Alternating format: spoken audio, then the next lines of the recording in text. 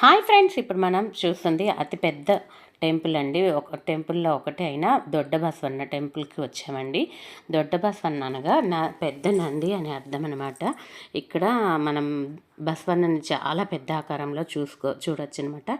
ఇక్కడ బసవన్న అంట రోజు రోజుకి పెరుగుతూ ఉండేవాడంటండి. అప్పుడు ఒకసారంట ఒక మేకుతో తల మీద కొట్టడం వల్ల పెరగటం ఆగిపోయాడంటండి.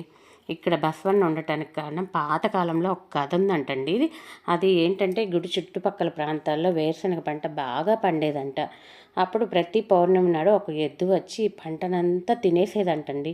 రాను రాను వాళ్ళకి చాలా బాధేసి ఇక ఇది బసవన్న దగ్గరికి వచ్చి చెప్పారంట, మమ్మల్ని నువ్వే కాపాడాలయ్యా అని. అప్పుడు ప్రజలు మొదట పంటను మీకు ఇస్తామని మొక్కుంటారంటండి. చూడండి, తులాభారం చేస్తున్నారు. ఒకవైపు నంది, ఒకవైపు శనక్కాయలండి, వేరుశనక్కాయలు.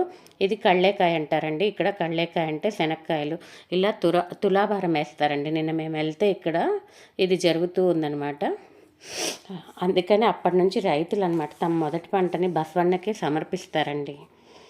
అది తర్వాతే వ్యాపారం వాళ్ళు సమర్పించి తర్వాత వ్యాపారం మొదలు పెడతారు. ప్రతి సంవత్సరం కార్తీక మాసంలో చివరి రోజు కళ్ళేకాయ మేళ అని జరుగుతుందండి బెంగళూరులో. కళ్ళేకాయ అంటే వేరు శనక్కాయ అనమాట. ఫుల్ శనక్కాయలే అండి మొత్తం కూడా. అది డిఫరెంట్ డిఫరెంట్ జాతులు అంటే పెద్ద సైజు, హైబ్రిడ్, నాటి అలా కనిపిస్తూ ఉంటాయి. అసలు చూడటానికైతే రెండు కళ్ళు సరిపోవు. మనకి తిరణాలని ఎలా జరిగిద్దో మన ఆంధ్రాలో ఇలాగ కళ్ళేకాయ మేళ అనమాట. ఈ పంటంతా వచ్చిన తర్వాత గుడి చుట్టుపక్కల మొత్తం ఇదే పెడతారండి. అక్కడ పెద్ద గణపతి కూడా ఉంటుందన్నమాట. నిన్న వెళ్తే మేము ఎంత క్యూ ఉందంటే అంత క్యూ అనమాట. కళ్ళేకాయలు ఫేమస్ అనమాట. నిన్న ఒక వారం పెడతారనమాట ఈ మేళ అన్నది. మనకు కావాల్సిన శనక్కాయలు ఇంకా అన్నీ దొరకని అంటూ ఏముండవండి. సంతలు అంటారు కదా ఒకప్పుడు, అలాగనమాట. సంతలు, జాతరలు అలా జరుగుతుంది అనమాట. చూడండి, అసలు ఇది దొరకదని అని ఉండదండి. కానీ కార్తీక సోమవారం పూటైతే ఇంకా ఫుల్ రష్ అండి.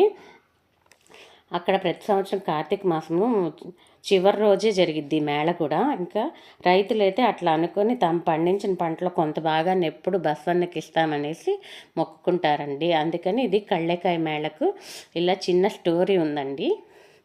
నేను మా ఫ్రెండ్స్ వెళ్ళాం, ప్రతిసారి వెళ్తాము. ఈ దొడ్డ బసవన్న టెంపుల్ పక్కనే కూడా పెద్ద గణపతి అండి. మీరు చూడకపోతే ఖచ్చితంగా చూడొచ్చు. బెంగళూరులో ఉన్నోళ్ళు చాలా బాగుంటాయి. ఈ బసవన్న టెంపుల్కి వెళ్తే చుట్టుపక్కల అనమాట 3-4 టెంపుల్స్ ఉంటాయి. ఒక్కసారి వెళ్తే మార్నింగ్ వెళ్తే ఈవినింగ్కి ఇవన్నీ కవర్ చేసుకొని రావచ్చు. Okay friends, like, share.